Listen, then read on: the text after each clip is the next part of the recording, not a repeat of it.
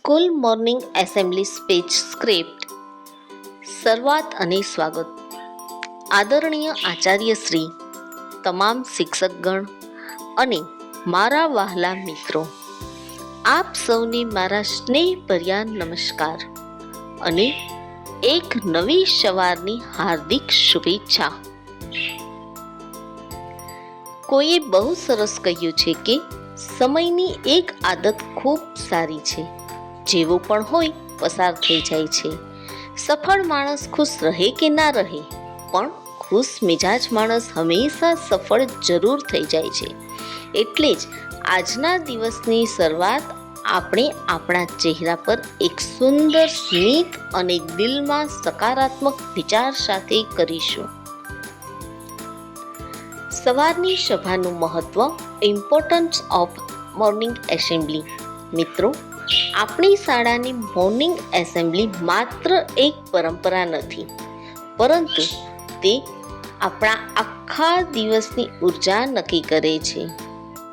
અહીં જ્યારે આપણે સૌ એક સાથે પ્રાર્થનામાં હાથ જોડીએ છીએ, ત્યારે ભગવાનનો આ સુંદર દુનિયા માટે આભાર માનીએ છીએ. આ એક જગ્યા છે જ્યાં આપણે દરરોજ એક નવો વિચાર શીખીએ છીએ, જે આપણા જીવનને સાચી દિશા આપે છે. આજનો મુખ્ય વિચાર, શિક્ષણ અને સાદગી, એજ્યુકેશન એન્ડ સિમ્પ્લિસિટી. આજે હું તમારી સમક્ષ શિક્ષણની સાચી તાકાત વિશે વાત કરવા માંગુ છું. મહાન શિક્ષણવિદ અને આપણા પૂર્વ રાષ્ટ્રપતિ ડૉક્ટર એપીજે અબ્દુલ કલામ સાહેબે કહ્યું હતું કે શિક્ષકો એ આપણી ત્રીજી આંખ છે. શિક્ષણ એટલે માત્ર પુસ્તકો ગોખવા કે ડિગ્રીઓ મેળવવી નથી. શિક્ષણનો સાચો અર્થ છે સ્વાવલંબન, એટલે કે સેલ્ફ રિલાયન્સ, પોતાના પગ ઉપર ઊભા રહેવું. બીજું, સમાજ સેવા.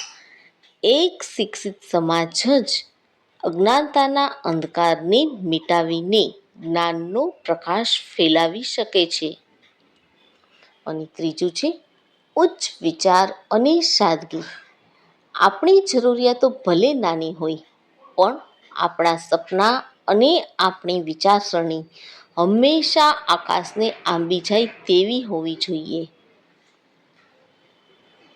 આપણો આજનો સંકલ્પ, અવર રિસોલ્યુશન. આપણું લક્ષ્ય માત્ર ક્લાસમાં સારા માર્ક લાવવાનું જ ન હોવું જોઈએ. વર્તમાન સમયમાં આપણો ધ્યેય વિદ્યા, કલા, રમતગમત અને જીવનના દરેક સ્કિલમાં પોતાને શ્રેષ્ઠ બનાવવાનો હોવો જોઈએ. આપણે સખત મહેનતથી ઉચ્ચ સિદ્ધિઓ પ્રાપ્ત કરવાની છે, જેથી આપણે દેશના એક જવાબદાર નાગરિક બની શકીએ. સમાપન અને આભાર.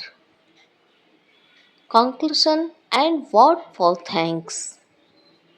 મારા વક્તવ્યના અંતમાં હું આપણા આદરણીય આચાર્યશ્રી અને તમામ શિક્ષકોનો હૃદયપૂર્વક આભાર વ્યક્ત કરું છું, જેમના કારણે આપણે દરરોજ સવારે અહીં કંઈક નવું શીખી શકીએ છીએ.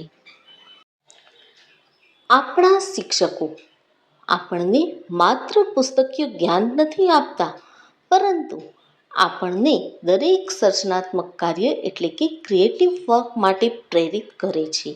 આ જ શબ્દો સાથે હું આશા રાખું છું કે આપણે આપણા શિક્ષણ અને આપણી આદતો પર ધ્યાન આપીને પોતાને એક સફળ અને સારા માણસ બનાવીશું.